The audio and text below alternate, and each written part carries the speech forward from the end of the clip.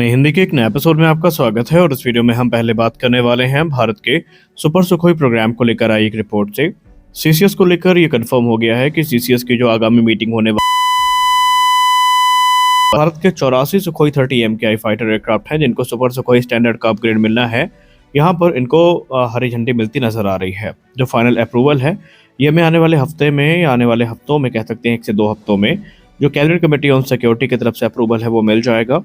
HAL ने confirm कर दिया है कि जो टेक्निकल कॉन्फ़िगरेशन है 84 सुखोई 30 MKI फाइटर जेट के लिए वो फ्रीज की जा चुकी है और उसमें तकरीबन 60 से लेकर 65,000 करोड़ रुपए की जो अपग्रेड कॉस्ट है वो हमें देखने को मिलेगी और आने वाले तकरीबन 1 से 2 दशक तक ये एयरक्राफ्ट भारतीय वायुसेना की बैकबोन बने रहेंगे। या यूँ कह लें 2040 के दशक तक ये एयरक्राफ्ट भारतीय वायुसेना के बैकबोन बने रहेंगे जब तक कि एडवांस फ्रीडम कॉम्बैट एयरक्राफ्ट बड़ी संख्या में भारतीय वायुसेना को ज्वाइन नहीं कर लेते।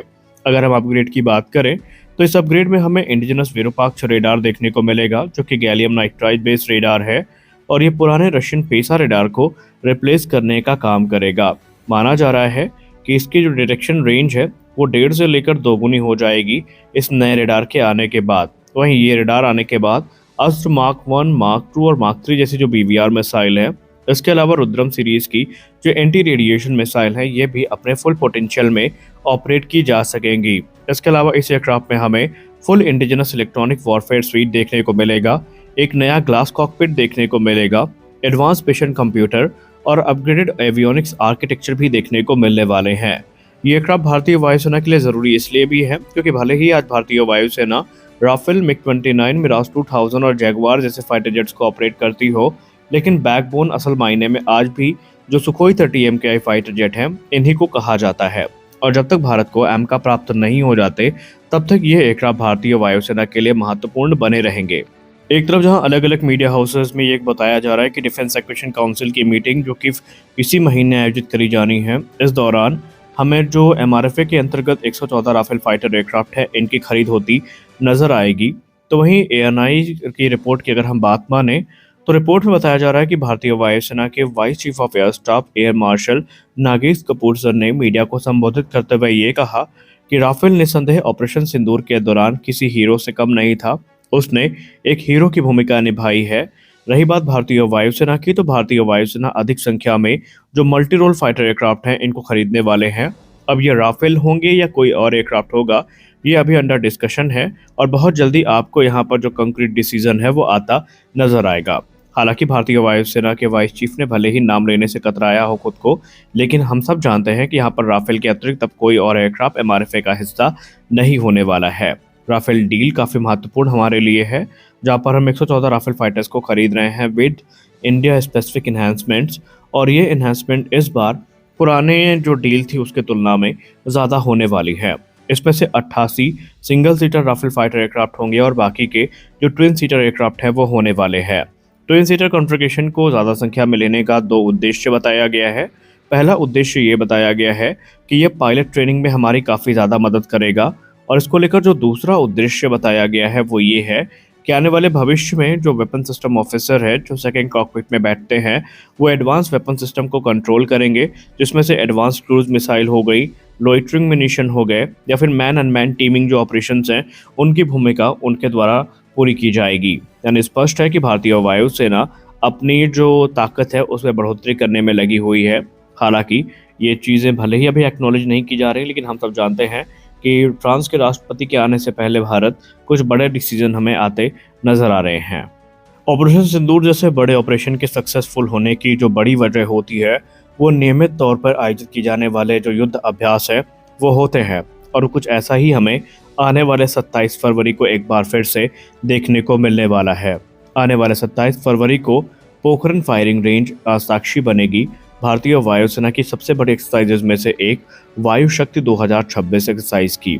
इस एक्सरसाइज का काफ़ी महत्व इसलिए है क्योंकि ऑपरेशन सिंदूर के बाद भारतीय वायुसेना का यह पहला बड़ा फायर पावर डेमो हमें देखने को मिलने वाला है, जहां पर दिन, शाम और रात के ऑपरेशंस में 277 हथियारों से तकरीबन 12,000 किलोग्राम के जो विस्फोटक हैं ये फोड़े जाएंगे।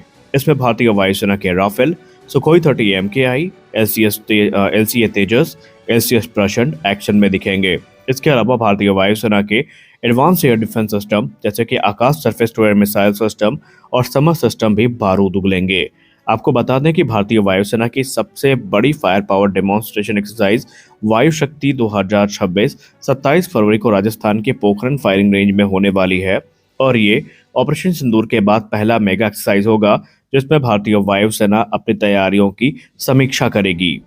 इस विषय पर बात करते हुए भारतीय वायुसेना के vice chief of staff air marshal Nagesh Kapoor sir ने बताया मीडिया को कि यह एक्सरसाइज भविष्य के युद्ध के जीतने की क्षमता, डेटरेंस और लंबी दूरी की टारगेटिंग में वायुसेना की श्रेष्ठता को दिखाएगी और इसका एकमात्र उद्देश्य है अपनी तैयारियों की समीक्षा करना। यहाँ पर राफेल, सुखोई 30 MKI, तेजस, प्रचंड, मिराज 2000, मिग-29 और जैगुआर जैसे जो एयरक्राफ्ट है वो शिरकत करेंगे।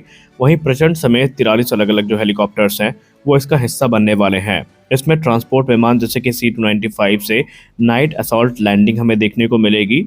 स्पेशल फोर्सेस की बात करें तो गरुण कमांडो फोर्स का एक्शन देखने को मिलेगा और इसके अलावा हमें जो अलग अलग ड्रोन समेत जो हथियार हैं वो देखने को मिलने वाले हैं। हमारी अगली बड़ी अपडेट हिंदुस्तान एरोनॉटिक्स लिमिटेड को लेकर आ रही है। हिंदुस्तान एरोनॉटिक्स लिमिटेड ने मीडिया अपडेट्स में कंफर्म कर दिया है कि LCA तेजस के लिए जो इंजन का अभाव था अब वो खत्म होने वाला है, जहां पर रिपोर्ट्स पे बताया जा रहा है कि आने वाले भविष्य में यहाँ पर जो अभी मुख्यतः इंजन सप्लाई है वो न सिर्फ स्थिर होगी बल्कि उनकी संख्या में एक बड़ी बढ़ोतरी हमें देखने को मिलेगी। एक नया प्लान उनकी तरफ से इंट्रोड्यूस किया गया है जहां पर उन्होंने बताया कि जनरल इलेक्ट्रिक ने HAL को आश्वासन दिलाया है कि फाइनेंशियल ईयर 2026-27 से हर वर्ष भारतीय वायुसेना के तेजस प्लेटफॉर्म के लिए 24 इंजन डिलीवर किए जाएंगे, जबकि फाइनेंशियल ईयर 2027 से 28 में हमें 30 इंजन मिलेंगे और उसके बाद आगे चल के 28 से 30 इंजन प्रति वर्ष की दर से जनरल इलेक्ट्रिक भारत को डिलीवर करेगा। यानी अगर आप आमतौर पर देखें तो 2027 के बाद जो इंजन सप्लाई है वो काफ़ी स्थिर होने वाली है।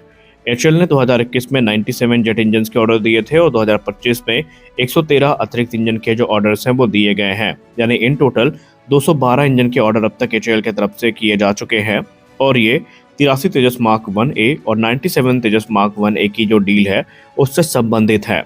अब जनरल इलेक्ट्रिक ने इस बार सिर्फ वादा नहीं किया है बल्कि उन्होंने ग्राउंड में तैयारियां भी की हैं। उन्होंने नई प्रोडक्शन लाइन स्टैब्लिश करी है, फैक्ट्री के ऑटोमेशन को बढ़ावा दिया है, टेस्टिंग सिस्टम मजबूत किया है और आगे देरी ना हो इसके लिए जो पूरा प्रोटोकॉल है उसको एक बार फिर से रीटेस्ट किया है। भारतीय वायुसेना इंजन की कमी से जूझ रही थी जिसके चलते स्क्वाड्रन लेट हो रहे थे, एयरक्राफ्ट का रिप्लेसमेंट मिल नहीं रहा था और नए फाइटर एयरक्राफ्ट इंडक्ट नहीं हो पा रहे थे। लेकिन अब ज़्यादा इंजन मिलने से तेजस की डिलीवरी तेज होगी।